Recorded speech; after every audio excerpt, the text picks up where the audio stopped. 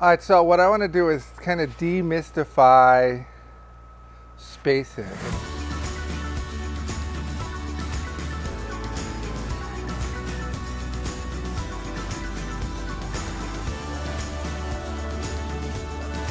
It's a question I get so often.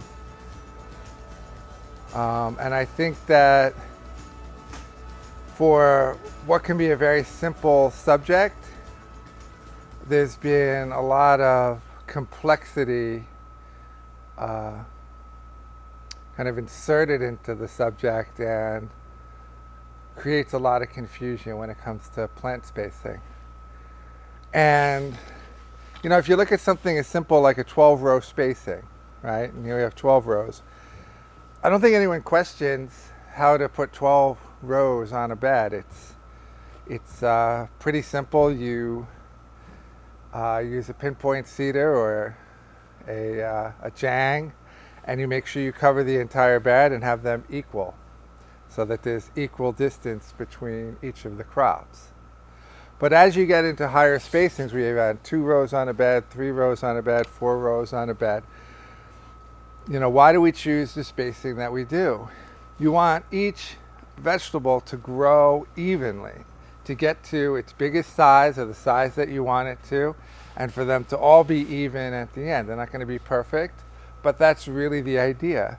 The other thing is easily being able to cultivate it so that they're parallel, so that you can get a cultivator in there, so that things are working straight, so that you can fly back and forth down the rows. Which is why the simplest planting is always going to be in straight rows.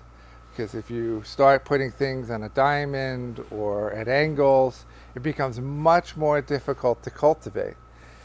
And the more types of planting spacings you have, the more complexity you add into the system, the harder it is to translate that to employees, the harder it is to figure out how many plants you need per bed. And so it's important to keep it simple. So let's just look at a bed, right? I'm talking about 30-inch beds, but this calculation can be used for any size bed. But for a 30-inch bed, which is standard on my farm and many farms, works really nice because you can step over the beds very easily, so they're a very comfortable width. If you want to put 2 rows on a 30-inch bed, you just take 30, divide by 2, then you get 15. So that means the crop is 15 inches apart. So I'll put kale on a 2 rows per bed. From the edge of the bed, you'll have 7.5 inches till the kale crop, then another 15 inches till the next kale crop, and another 7.5 inches. That gives each crop 15 inches. And I personally believe that's the only way to put 2 rows on a bed. There's really no other way to have it even. And you do the same thing. Let's say you want to put 2 rows on a 40-inch bed, where you take 40, divide it by 2, you get 20. That's 20 inches. Real simple. So if you put 3 rows on a 30-inch bed, you take 30, divide it by 3, that's 10 inches. So each crop is going to be 10 inches apart, right? So that's 5 inches from the edge of the bed till the crop, 10 inches till the next crop, 10 inches till the next crop, 5 inches to the edge of the bed. That's a total of 30. That's the only way to put 3 rows of crops on a bed. 4 is the same thing. You take 30 divided by 4, that's 7.5, and that's what we have here, right? So we do 3 3/4 till the lettuce head, then we do 7.5, 7.5, 7.5, 3 3/4. Always the same, nice and simple, right? And let's step over to the scallions so we can show in-row spacing, right? So we've got it down for 2, for 3, for 4, and now you can start doing the math for 5 or 6, but usually when you get up to those numbers, you're just making the cedar have the right distance. Okay, so we go step over, we look at these scallions here, right? And this is done with a paper pot. And I have my scallions really close, they're 2 inches apart. But I don't want to plant them so that they have equal spacing all around each one of them. Otherwise, I'm going to end up with 5 rows across the bed, make it much more difficult to plant, much more difficult to cultivate. So I have it on 3 rows and 2-inch in the row, right? So your in-row spacing can change. You can cut it in half where you have it tight, and this is for certain crops. And things that work that way really well are something like scallions or beets, where you do 3 rows of beets and you have the beets 5 inches apart in the row. But the rows themselves are always the same, right? Regardless, right? You're just changing your in-row spacing. For things that are growing, you know, in the round like a lettuce head, they're always going to get equal. So let's imagine we did, you know, we're doing that 4x4, and that's what I call it, which is a lettuce head, 4 rows across, but I want them not only equal 4 rows, but 4 this way, which just means that we have 7.5 inches between them, between row. We have 7.5 inches in row,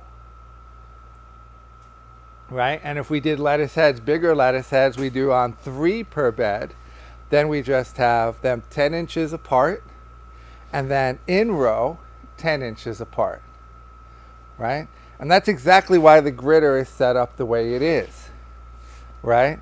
So let's just take a look at it. Because for me, spacing is so simple, it doesn't need a complicated solution.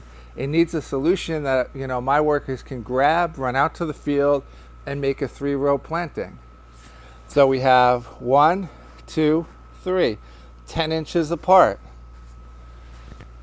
That's all it needs to be for 3 rows. There's no such thing as 3 on a 30-inch bed that's any different than 10. It's always that way. And then for in-row spacing, we have 10 inches.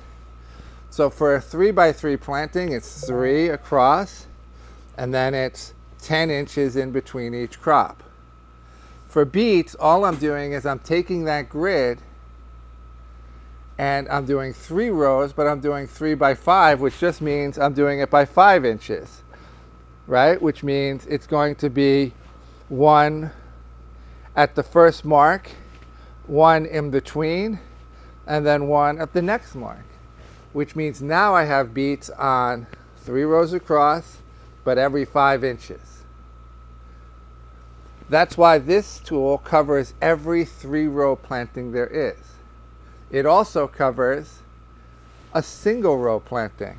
So I do my cucumbers down the center, which that's the center mark, and every 10 inches. Or you can do it every 20 inches or every 15 inches.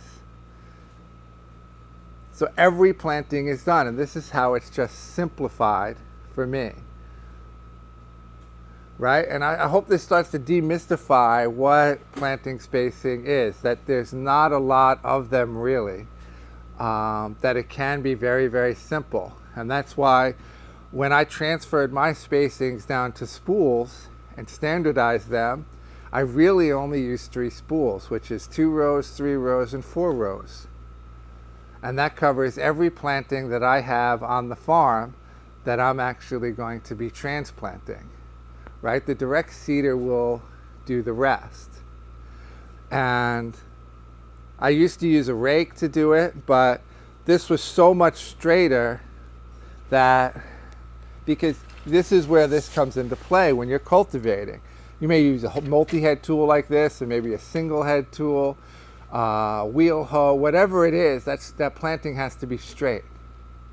And so that's where it becomes important, that it's important that each plant is getting the right amount of distance, but also that you're standardized so that things are very easy, that it's very easy to translate that planting spacings to an employee.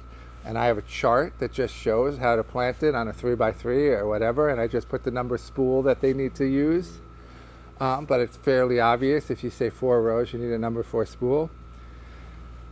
And that you make the planting straight so that now we can cultivate really, really fast, especially if you're using a multi-head or you're using a wheel hoe. And that's just going to it's made life so much easier for me at Neversink Farm. And, I hope it makes it easier for you.